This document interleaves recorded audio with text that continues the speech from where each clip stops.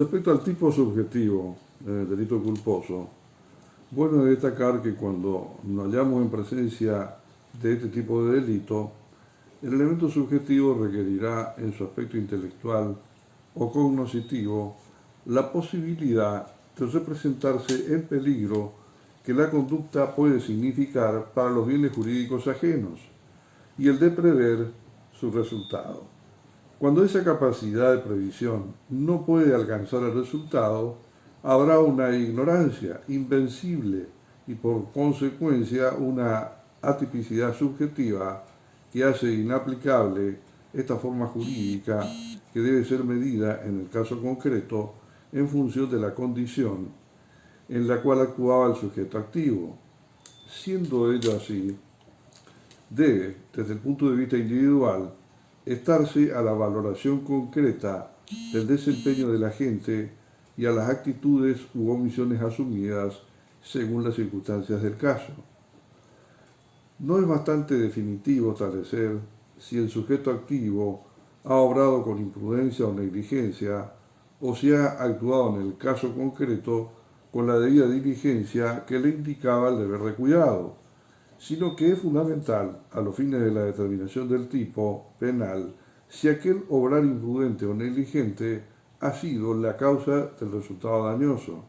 Vale decir, hay que establecer una relación o nexo causal directo e ininterrumpido entre la acción u omisión culposa y el resultado de la lesión ocasionada. Nos queda entonces ahora analizar las lesiones culposas por conducción de un vehículo con motor. La reforma establecida por la ley 27.347 fue, si mal no recuerdo, en el mes de enero del año 2017, independizó las lesiones causadas por cualquier medio de aquellas cometidas por la conducción de vehículos con motor. La norma del artículo 94 bis estipula que será reprimida con prisión de 1 a 3 años e inhabilitación especial por 2 a 4 años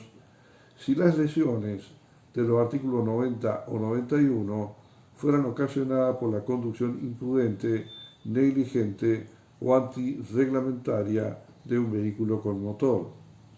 La pena será de 2 a 4 años de prisión si se verificase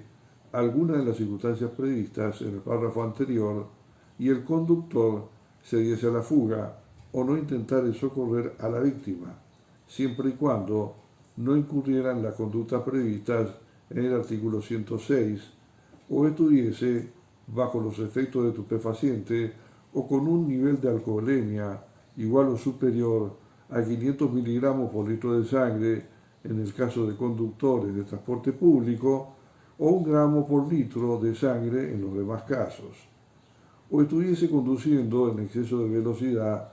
de más de 30 km por hora por encima de la máxima permitida en el lugar del hecho, o si condujese estando inhabilitado para hacerlo por autoridad competente o violare la señalización del semáforo o las señales de tránsito que indican el sentido de circulación vehicular, o cuando se dieran las circunstancias previstas en el artículo 193 bis, o con culpa temeraria, o cuando fueran más de una las víctimas lesionadas. Existe actualmente una creciente tendencia legislativa a regular como ilícito los hechos que tienen cierta relevancia dentro de lo que se ha denominado el tráfico de rodado o automotor,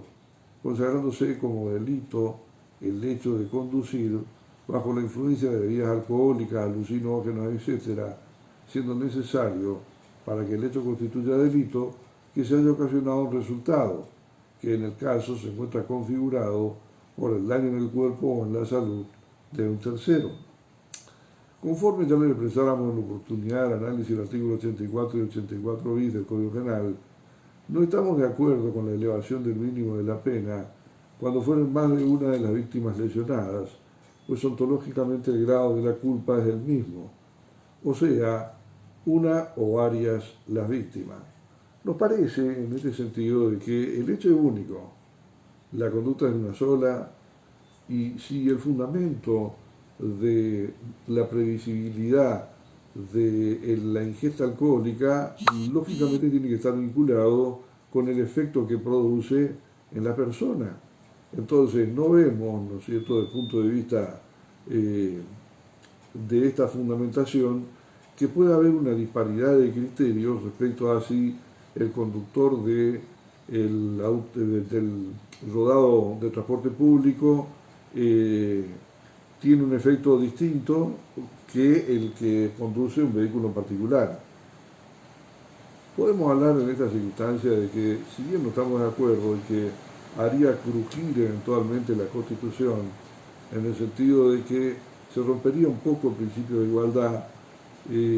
por el otro lado, como hace una cuestión de política criminal y es una facultad exclusiva del Congreso de la Nación Argentina, el de la determinación no solamente de las conductas o el hecho, como se dice desde el punto de vista constitucional, sino también de la pena, se deberá aplicar la norma con los reparos que lógicamente uno se encuentra haciendo. Aparte de esto, normalmente ante esta circunstancia uno se plantea el hecho de si el derecho penal ha nacido para limitar el ejercicio de punir que monopoliza el Estado, o si eventualmente está para justificar el discurso, ¿no es cierto?, para la redacción o determinación o sanción de la norma. Indudablemente que estaríamos de acuerdo con la primera posición, pero, ¿no es cierto?, la práctica nos demuestra de que se ha hecho abuso muchas veces del segundo aspecto, ¿no es cierto?, donde lo que se ha tratado de justificar la toma de decisión en cuestiones de política criminal, incrementando los montos de la pena. Por experiencia, y uno sabe que en realidad el aumento de la pena no disminuye la cantidad de delitos, que debería ser el fin que se persigue, ¿no es cierto?, cuando se hace esa suerte de prevención general positiva, haciéndosele saber a la persona, al ciudadano común, que si comete un delito en determinada circunstancia va a poder ser sancionado con mayor severidad. Y decimos esto porque en materia de delitos culposos, esta es una larga historia y las tablas actuariales nos han demostrado de que más que una reducción había un incremento, por la circunstancia de que, por lo menos el suscrito, no piensa de que la solución de la problemática del tráfico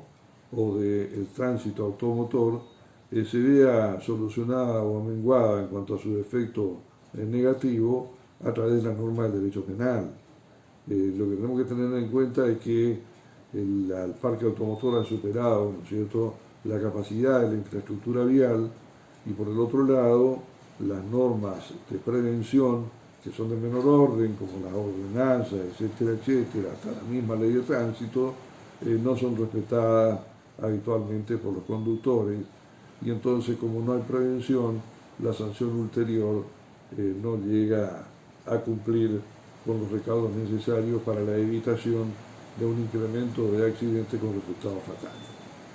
Eso es todo.